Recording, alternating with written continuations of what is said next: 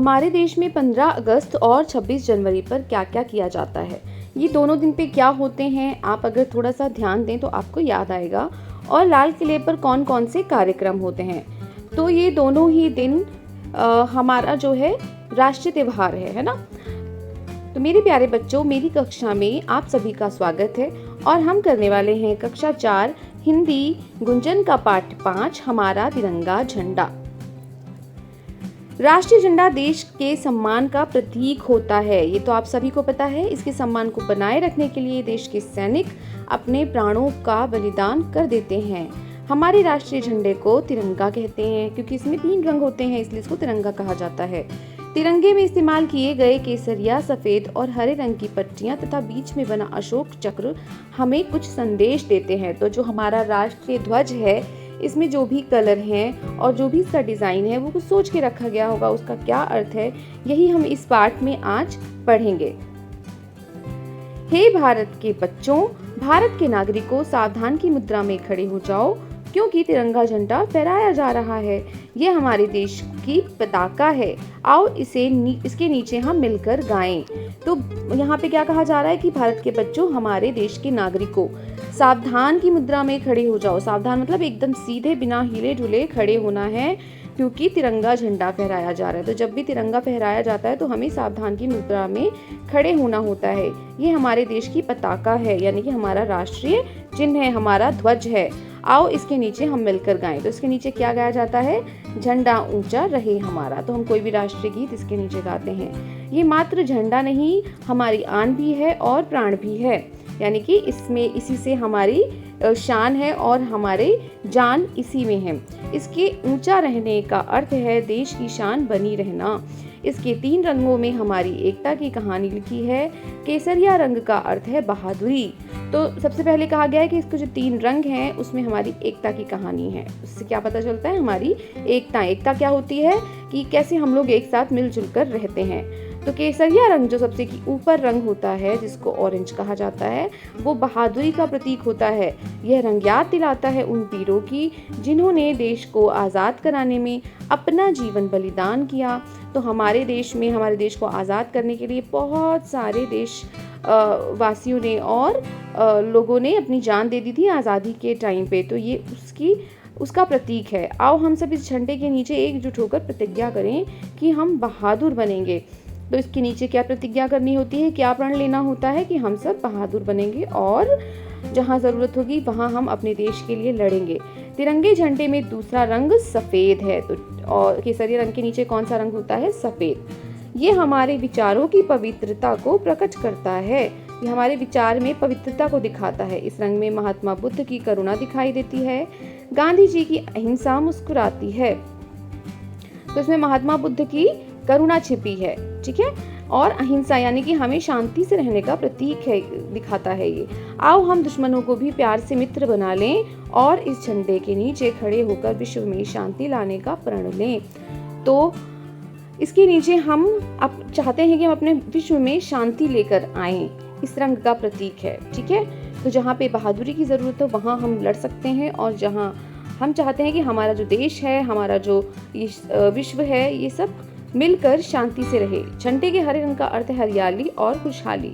यह हरा रंग भारत के खेत खेत में बिखरता और हर मैदान में बरसता दिखाई देता है।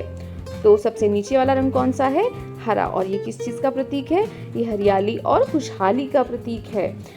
जब हम अपने देश को देखते हैं तो हमें कई जगह पे हरा रंग दिखाई देता है क्योंकि यहाँ के मैदानों में और बहुत सारी जगहों पे खेतों में हरा रंग ही है। हमारा देश किसानों का देश है, मेहनत करने वाले श्रमिकों का देश है। जैसा कि आप जानते हैं कि हमारे देश में बहुत बड़ी जनसंख्या खेती करती है और यहाँ पे श्रमिक भी हैं। तो इस तरह से ये रंग उनका प्रतीक है, उनको दर्शाता है। इस रंग से हमारी पंचवर्षीय योजनाओं की सफलता छिपी है। इन योजनाओं से आने वाले समय में देश में कारखानों, स्कूलों, अस्पतालों और नहरों का जाल सा बिछ जाएगा। जो पंचवर्षीय योजनाएं हैं, इनका जो उद्देश्य है वो कारखानों, स्कूलों, अस्पतालों, नहरों का जाल बिछाना है, यानी कि इनका ज़्यादा से ज़्यादा खोलना है। तिरंगे के बीच में एक अशोक चक्र है। तो जो तिरंगे के बीच में चक्र होता है उसे अशोक चक्र कहते हैं। इसमें 24 तीलियां होती हैं जो पूरे दिन के 24 बहुमूल्य घंटों की सूचक है। तो हमारे एक दिन में 24 घंटे होते हैं, तो जो इसकी 24 तीलियां हैं वो उन्हीं 24 घंटों को दिखाती है। यह चक्र गति तथा प्रगति का प्रतीक है। गति जीवन है, तो गति मतलब चलते रहना। जैसे जिस तरह से एक जो चक्र होता है वो चलता रहता है, इसी तरह से हमें भी अपने अंदर हमेशा गति और प्रगति रखनी चाहिए। हमें हमेशा आगे बढ़ते रहना चाहिए। सफ़ेद पट्टी के बीचों बीच बना ये चक्र शांति के लिए परिवर्तन लाने की शिक्षा भी देता है। तो हमें अपने लिए हमेशा परिवर्तन लाते रहना चाहिए। ये झंडा हमारी स्वतंत्रता और सम्मान का चिन्ह है। तो इससे मतलब तीनों ही रंगों से हमें क्या दिखता है कि हम स्वतंत्र हैं और हमें उसका सम्मान करना है, सम्मान का चिन्ह है। हम अपने लिए अपने तिरंगे को अपना सम्मान समझते हैं। यह आवश्यक है कि फहराते और उतारते समय झंडे का भूमि से स्पर्श ना हो। तो हमें इस बात का ध्यान रखना चाहिए कि जब हम झंडे को फहराते हैं या उसको नीचे उतारते हैं तो उसको भूमि से स्पर्श नहीं होने देना चाहिए। झंडे के सम्मान की रक्षा करना हमारा कर्तव्य है। तो ये हमारा कर्तव्य है कि हमें अपने झंडे का सम्मान करना है। आओ इस झंडे की छाया में खड़े होकर हम देश को हरा भरा और खुशहाल बनाने का प्रण लें। तो हमें इसके नीचे खड़े होकर ये प्रण लेना है कि हम अपने देश को खुशहाल बनाएंगे। अब है इसका अभ्यास कार्य। तो सबसे पहले शब्द अर्थ है। ये शब्द अर्थ जो हम इसमें पढ़ चुके हैं। नागरिक मतलब होता है निवासी। अहिंसा मतलब होता है हिंसा ना करना।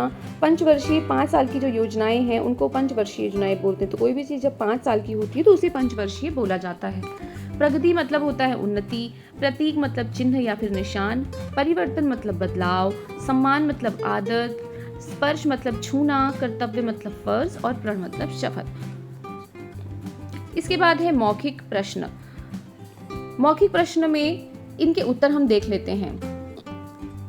का प्रश्न है, हम अपने झंडे को तिरंगा क्यों कहते हैं? तो 3 रंगों का होने के कारण हम अपने झंडे को तिरंगा कहते हैं। हालांकि इसके चक्र में भी एक रंग होता है नीला रंग, इसलिए कुछ बच्चे कहते हैं कि 4 रंग होते हैं, लेकिन क्योंकि जो इसके जो मेन कलर होते हैं वो 3 होते हैं, इसलिए इसको तिरंगा कहा जाता है। हम तिरंगे को सदा ऊंचा क्यों रखना चाहते हैं? ये झंडा हमारी आन भी है और प्राण भी है। देश की शान को सदा बनाए रखने के लिए हम इस तिरंगे को सदा ऊंचा रखना चाहते हैं। प्रश्नगाह है, तिरंगे झंडे में कौन कौन से रंग हैं? तो तिरंगे झंडे में 3 रंग हैं, केसरिया, सफेद और हरा। तो यही तीनों इसके जो मेन कलर होते हैं, मुख्य रंग यही हैं, इसलिए हम इन्हीं को बताते हैं। प्रश्नगाह है, अशोक चक्र किसका प्रतीक है? तो इसका उत्तर होगा अशोक चक्र गति तथा प्रगति का प्रतीक है। प्रश्न ड है, नीचे दिए शब्दों का शुद्ध उच्चारण करो। इसको हम अभी वहीं से एक बार उच्चारण करके देख लेते हैं। इसके बाद है लिखित प्रश्न। तिरंगे का केसरिया रंग किसकी याद दिलाता है? तो तिरंगे का केसरिया रंग बहादुरी का प्रतीक है। यह उन वीरों की याद दिलाता है जिन्होंने देश को आज़ाद कराने में अपना जीवन बलिदान किया।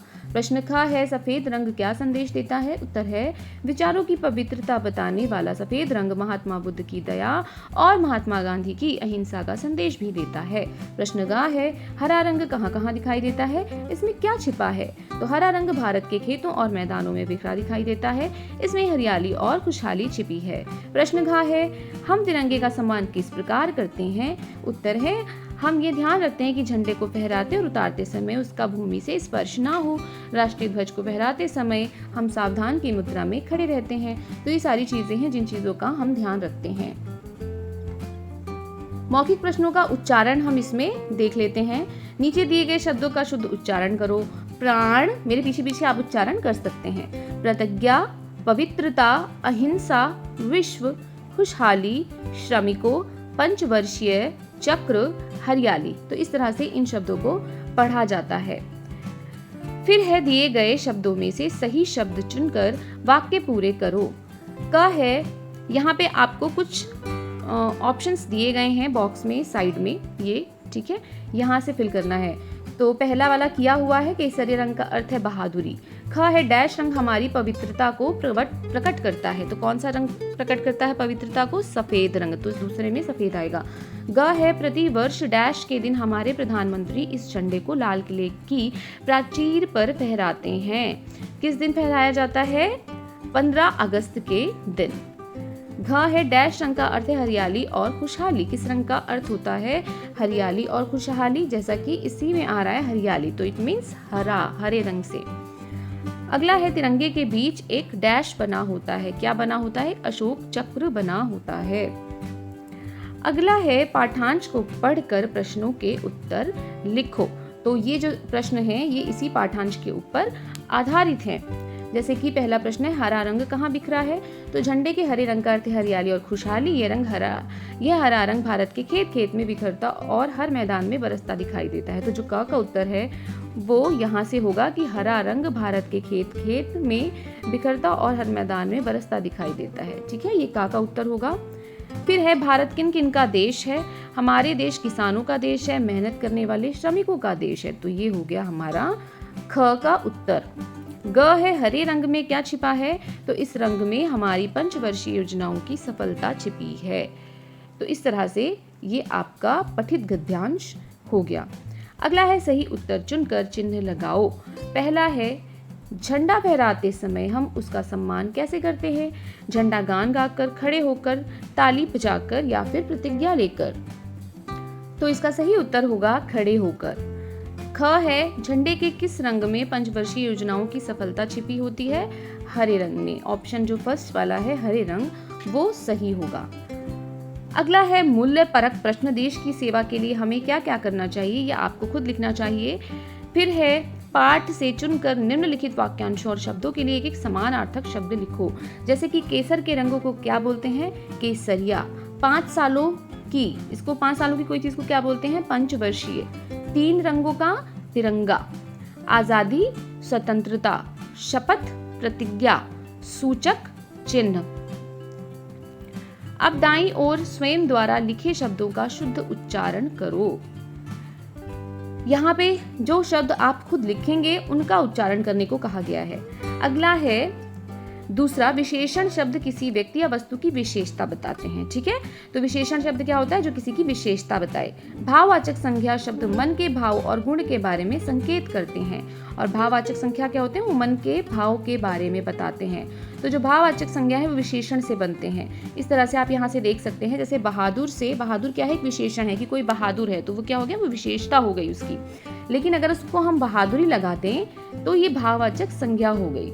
ठीक है, ऐसे ही हमें सबका सारे विशेषण को भाववाचक संज्ञा में बदलना है। तो आजाद का क्या होगा? आजादी। खुशहाल का खुशहाली। सफेद का सफेदी। स्वतंत्र का स्वतंत्रता पहले से लिखा हुआ है। पवित्र का पवित्रता। महान का महानता और सफल का सफलता होता है। फिर है, कोष्ठक में दिए गए विशेषण शब्दों से भाववाचक संज्ञा बनाकर रिक्त स्थान भरिए। यहाँ पे आपको ब्रैकेट में कुछ वर्ड्स दिख रहे हैं इसके सामने। इसमें क्या करना है? आपको विशेषण शब्दों को भाववाचक संज्ञा बनाना है। जैसे सभी जीव जंतु पर दया करो। ऐसे ही महात्मा गांधी ने हमें अहिंसा का पाठ पढ़ाया। यहाँ हिंसक लिखा है, हम लिखेंगे अहिंसा। ग है, सब में डैश बांटो। प्यारा लिखा है, हम लिखेंगे प्यार। सब में प्यार बांटो। राष्ट्रगान गाते समय चारों ओर शांति हो गई। शांत का क्या बन जाएगा? शांति। डैश से ही हर व्यक्ति सफल होता है। परिश्रमी लिखा है, इसकी जगह हम लिखेंगे परिश्रम। फिर है, रा के रूप। रा के कई कई रूप होते हैं। इनको किस किस तरह से लिखा जाता है? कभी ऊपर लगता है, कभी नीचे लगता है। ठीक है, तो यहाँ पे इस वाले रूप के 2 शब्द और लिखने हैं। सम्राट पहले से लिखा हुआ है और यहाँ पे जो ये र ऊपर लगता है इसके 2 शब्द लिखने हैं। यहाँ प्रतिज्ञा और सम्राट पहले से लिखा हुआ है। हम लिख सकते हैं प्रण और क्रम। धर्म और कर्म पहले से लिखा हुआ है। हम लिख सकते हैं गर्व और पर्व। गर्व और पर्व हम इसमें लिख सकते हैं। आगे है, विषय संवर्धन गतिविधियां। पेपर से तिरंगा झंडा बनाओ। तो आपको पेपर से तिरंगा झंडा बनाना है जिसमें आपको 3 रंग का प्रयोग करना है। विजयी विश्व तिरंगा प्यारा झंडा ऊंचा रहे हमारा गीत इंटरनेट से ढूंढकर कक्षा में सामूहिक रूप से गाना है और उसको याद करना है। इंटरनेट से क्या सीखना है? भारत का राष्ट्रीय पक्षी कौन सा है, राष्ट्रीय फूल और राष्ट्रीय वृक्ष कौन सा है, ये जानना है। अब है लास्ट में ये भी जाने, क्या जाने कि हमारी राष्ट्रीय पहचान के चिन्हों में हमारा राष्ट्रीय ध्वज तिरंगा सबसे प्रमुख है।